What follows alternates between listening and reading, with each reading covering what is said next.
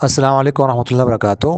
WhatsApp group number 1 में सिंध से अबू बकर भाई ने सवाल किया है कि लड़का और लड़की कब बालिग समझे जाते हैं, और अगर इनका छोटी उम्र में निकाह कर दिया जाए, एक दूसरे के हुकूक नहीं समझते, अदब एहतराम का पता नहीं चलता, तो उसका क्या हुक्म है।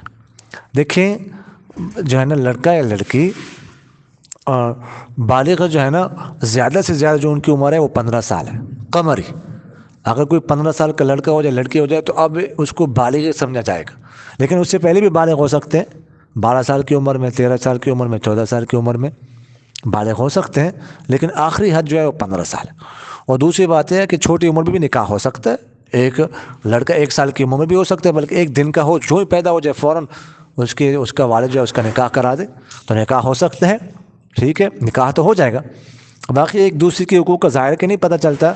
अब बच्ची अगर उसका निकाह छोटी उम्र में बाप ने कराया है, तो जो शोहर के जो आदाब है उनको तो नहीं पता होगा, उनको बस समझाना पड़ेगा।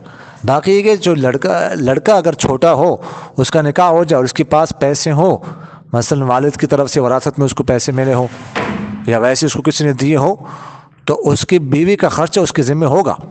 वो जो उसकी बीवी है, उसका खर्चा जो है ना, वो जो उसका शोहर है, तो उसको बर्दाश्त करना पड़ेगा। जज़ाकुमुल्लाह खैर।